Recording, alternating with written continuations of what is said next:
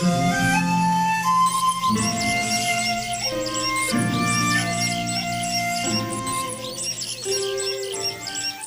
The lord. మన ప్రభును మన రక్షకుడైన యేసుక్రీస్తు వారి ఉన్నతమైన నామంలో మీ అందరికీ మా హృదయపూర్వక వందనములు. ఈ రోజున కూడా సర్వశక్తిమంతుడైనటువంటి దేవుడు ఒక చక్కని వాగ్దానము చేత మనతో మాట్లాడడానికి ఇష్టపడుతున్నారు. ఆ యొక్క వాగ్దానాన్ని మనం ధ్యానం చేసుకుందాం. నహూము గ్రంథము 1వ అధ్యాయము 9వ వచనము. యెహోవాను గూర్చి మీ దురాలోచన ఏమి? బాధ రెండవ మారు రాకుండా ఆయన బొత్తిగా దానిని నివారణ చేయును. హల్లెలూయా. మన దేవుడు సర్వశక్తిమంతుడైన దేవుడు, సర్వాధికారము కలిగినటువంటి దేవుడు, రోషము కలిగినటువంటి దేవుడు. ఆయన నిందారహితుడు, మార్పు లేని దేవుడు, నీతి గలవాడు, యథార్థత కలిగినటువంటి దేవుడు. అటువంటి దేవుని గురించి మీకు దురాలోచన ఏమిటి? చెడ్డ ఆలోచన ఏమిటి? దేవుడు మాకెందుకు ఈ కష్టాన్ని ఇచ్చాడు? ఈ శ్రమలను మాకెందుకు అనుమతించాడు? నా జీవితంలో ఎందుకు ఈ రోదన? నాకు ఎందుకు ఈ కష్టాలు వస్తున్నాయి అన్న ఆలోచనతో దేవుడు పైన దురాలోచన చేస్తున్నటువంటి వారితో దేవుడు మాట్లాడుతున్నాడు. ఆయన మీకిప్పుడు కలగజేసినటువంటి కష్టము, ఇప్పుడు అనుమతించినటువంటి శోధన, అవి రెండవ మారు మీకు రాకుండా ఆయన చేస్తానని వాగ్దానం చేస్తున్నాడు. శ్రమలు అనేవి అందరికీ వస్తాయి, కష్టాలు అనేవి ప్రతి ఒక్కరి జీవితంలో ఉంటాయి. దాన్ని బట్టి మనము దేవుని గురించి చెడ్డ ఆలోచన కలిగిన వారంగా మనం ఉండకూడదు. ఆయన ఎందుకు ఇలా చేస్తున్నాడు అనే ప్రశ్న మనకు ఉండకూడదని దేవాతి దేవుడు మాట్లాడుతున్నాడండి. హల్లెలూయా.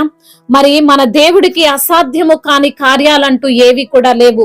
నీకు వచ్చినటువంటి ఈ శోధన, ఈ శ్రమ, ఈ ఇబ్బంది, ఈ యొక్క అనారోగ్య సమస్యలు ఏవి కూడా మరలా నీకు దగ్గరికి రాకుండా, నీ దరికి చేరకుండా ఆయన వాటిని గద్దిస్తాడు.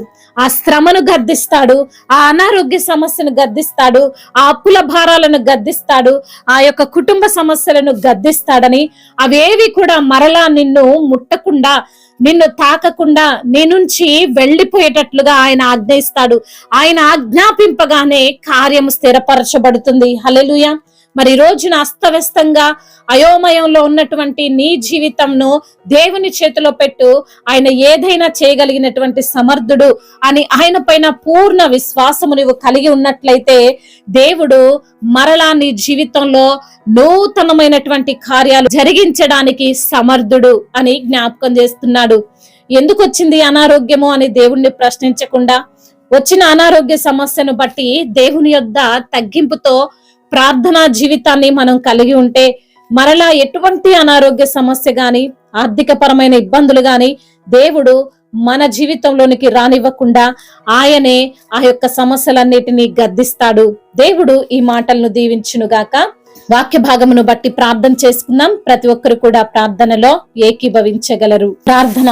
మహాశక్తి సంపన్నుడా, మహోన్నతుడా, కృపా కనికరములు కలిగిన దేవా, జీవాధిపతి, మీకు స్తోత్రాలు ప్రభా. అవునయ్యా, వచ్చిన కష్టాన్ని బట్టి మేము ప్రభా మీ పైన సనుగుకోకుండా, గొనుక్కోకుండా ప్రభా అయా మీరు ఇచ్చినటువంటి శ్రమలను బట్టి మిమ్మల్ని స్తుతిస్తూ ఆ యొక్క తండ్రి, ఆ యొక్క శోధనలు, ఆ శ్రమలు, ఆ ఇరుకులు, ఇబ్బందులు అన్నిటి నుండి కూడా ప్రభా మీరు మమ్మల్ని అయా విడిపించి రక్షించగలిగినటువంటి సమర్థుడు అని, అయా మీరు వేటినైనా గద్దించగల సమర్థుడు అని తండ్రి మరొకసారి మాకు తండ్రి వాక్యము ద్వారా బయలుపరిచి అయా మా శ్రమలన్నిటిలో నుండి తండ్రి విడిపిస్తారని, రక్షిస్తారని, కాపాడతారని, ఆ సమస్య మరలా మా యొద్దకు రాకుండా మీరే వాటిని గద్దిస్తారని తండ్రి సూటిగా తేటగా మాతో మాట్లాడి మమ్మల్ని ఎంతగానో ధైర్యపరిచినందుకు స్తోత్రాలు. ఈ రోజున అనారోగ్య సమస్యల చేత బాధింపబడుతున్న ప్రతి బిడ్డకు సంపూర్ణ ఆరోగ్యాన్ని దయచేయండి. ఆ కష్టాల నుండి వారికి విడుదల దయచేయండి. ఆ నష్టాలను లాభకరంగా మార్చండి ప్రభా.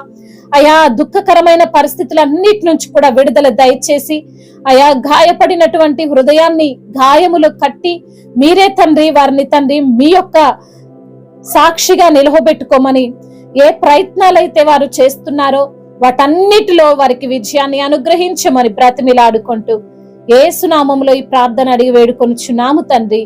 ఆమేన్. Amen. May God bless you all. దేవుడు మిమ్మల్ని బహుగా దీవించి బలపరిచి స్థిరపరచునుగాక.